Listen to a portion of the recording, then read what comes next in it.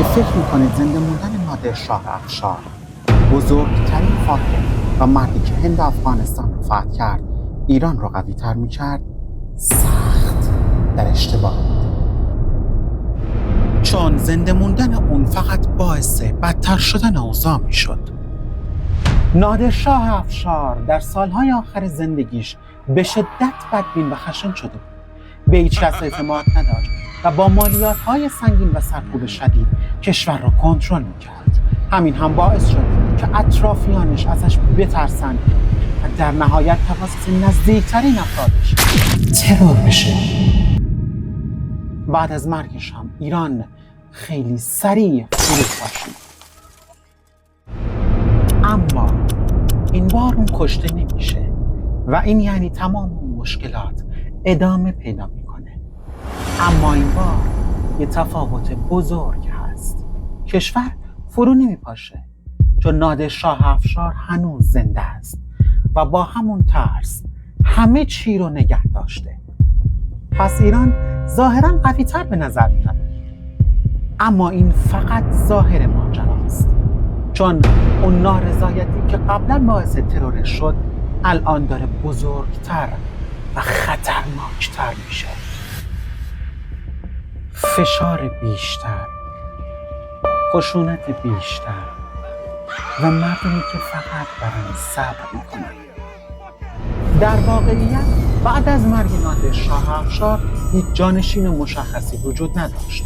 قدرت خیلی سریع از هم پاشید و در این بین عادل شاه افشار برادرزاده نادر شاه به قدرت رسید.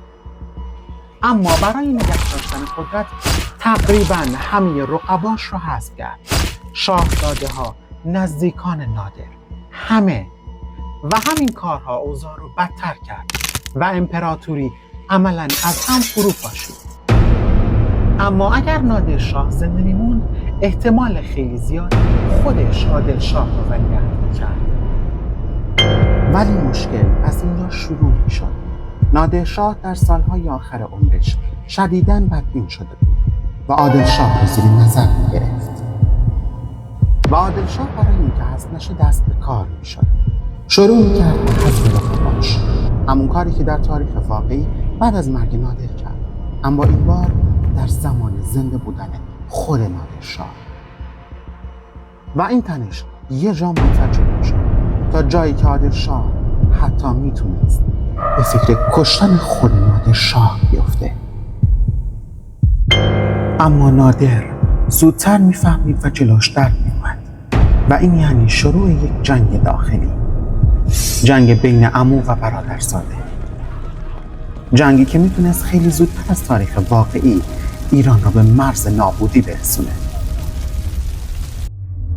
یکی از مهمترین اتفاقاتی که بعد از مرگ نادر شاه افشار افتاد جدا شدن افغانستان بود. در تاریخ واقعی یکی از فرماندهان مهم نادر شاه به نام احمد شاه درانی بعد از مرگ نادر به قندهار برگشت. از خلأ قدرت استفاده کرد، خودش رو پادشاه اعلام کرد و در نتیجه تأسیس امپراتوری درانی و جدا شدن افغانستان از ایران اتفاق افتاد. اما اگر نادر شاه زنده میموند، احمد شاه درانی اصلاً به این راحتی فرصت اعلام استقلال پیدا نمی‌کرد، چون نادر هنوز زنده بود و ارتش مرکزی هنوز از هم نپاشیده بود. اما یه مشکل بزرگ داشت. در همون زمان داخل حکومت جنگ قدرت بین نادر و عادل شاه شروع شده بود و این یعنی تمرکز حکومت از مرزها برداشته می‌شد و دقیقاً همین فرصت به احمد شاه داده می‌شد تا این بار نه در نبود نادر بلکه به خاطر درگیر بودنش در جنگ داخلی اعلام استقلال کنه. اما احمد شاه یه چیز مهم رو خوب می‌دونست. اگر نادر شاه موفق می‌شد عادل شاه رو شکست بده، با اون قدرت و روحیه جنگ آوری دیگه هیچ کس جلوگارش نبود و بعدش قطعاً برای بازپسگیری افغانستان و انتقام از این خیانت لشکرکشی می‌کرد و احمد شاه می‌دونست در برابر نادر هیچ شانسی نداره.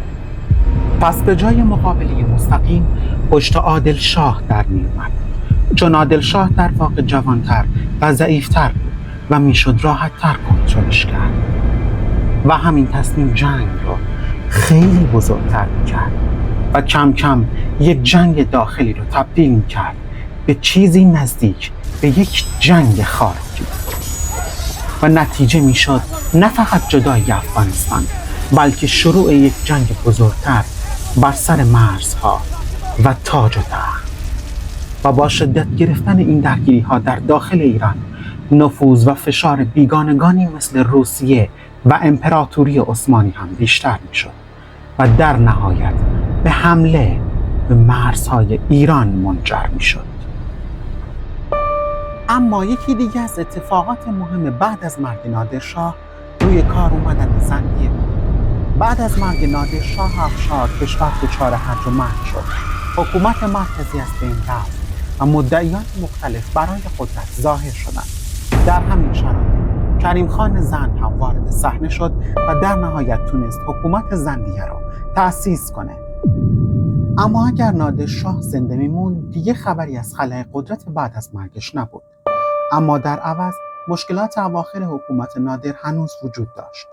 مالیات‌های سنگین، فشار روی مردم و نارضایتی گسترده در نقاط مختلف کشور. این بار این نارضایتی‌ها میتونه زودتر تبدیل به شورش بشه و یکی از مهمترین چهره‌هایی که میتونست وارد این درگیری بشه کریم خان زند بود. یعنی برخلاف تاریخ واقعی کریم خان به جای استفاده از خلأ قدرت بعد از مرگ نادر مجبور میشد مستقیما با خود نادرشاه روبرو بشه. اما سوال مهم اینجاست: آیا کریم خان واقعا شانسی در برابر نادرشاه داشت؟ نادر با یکی از قدرتمندترین ارتش‌های زمان خودش در برابر کریم خانی که هنوز در ابتدای مسیر قدرت بود. این تقابل اصلاً برابر بود. اما یک عامل میتونست همه چیز رو تغییر بده. اواخر حکومت نادر اوضاع کشور اونقدر هم پایدار نبود و همین موضوع میتونست نتیجه این تقابل رو کاملا تغییر بده. در ویدیوی بعدی دقیق بررسی میکنیم که آیا این ضعف‌ها واقعا میتونستن نادرشاه رو شکست بدن یا حتی در بدترین شرایط هم شکستش غیر ممکن بود. در اواخر حکومت نادرشاه اون دستور داد پسر خودش رضا قلی میرزا که ولیعهدش هم بود کور بشه. دلیل این تصمیم این بود که نادر به اون مشکوک شده بود و تصور میکرد قصد داره علیه اون کودتا کنه. نادر در سالهای آخر عمرش با مشکلاتی مثل جنگ‌های طولانی و افزایش شورش‌های داخلی روبرو بود. همین عوامل هم باعث شد نادرشاه کم کم به همه اطرافیانش بی‌اعتماد بشه. حالا اگر نادرشاه زنده میموند این بدبینی احتمالاً بیشتر هم میشد و ممکن بود افراد بیشتری از نزدیکترین فرماندهان و اطرافیانش مورد مجازات یا حتی حذف قرار بگیرند. در این مسیر با زنده بودن نادرشاه ایران وارد دوره‌ای از بحران‌های پی در پی می‌شد. شورش‌های داخلی یکی پس از دیگری شکل می‌گرفتند. فرماندهان و بزرگان پیش از اون که هدف بدبینی نادر قرار بگیرند خودشون دست به قیام می‌زدند. در همین زمان ارتش نادرشاه که سالها درگیر جنگ بود به تدریج فرسوده و ناتوان می‌شد و دیگه توان کنترل کشور رو نداشت. و این ضعف فرصت طلایی برای قدرت‌های خارجی مثل روسیه و عثمانی فراهم می‌کرد تا با حمله به مرزها نفوذ خودشون رو در ایران گسترش بدن. در نهایت نه یک سقوط ناگهانی بلکه یک فروپاشی تدریجی و طولانی در انتظار حکومت نادر بود. اما در آخر باید به یک نکته مهم توجه کرد. این سناریو مربوط به نادر سالهای پایانیه، نه نادری که امپراتوری‌ها رو شکست داد. اگر فرض این ویدیو همون نادرشاه فرمانده شکست ناپذیر و فاتح هند و افغانستان و پادشاه قدرتمند ایران بود، این روایت به جای جنگ داخلی میتونست داستان تسخیر جهان توسط نادرشاه باشه.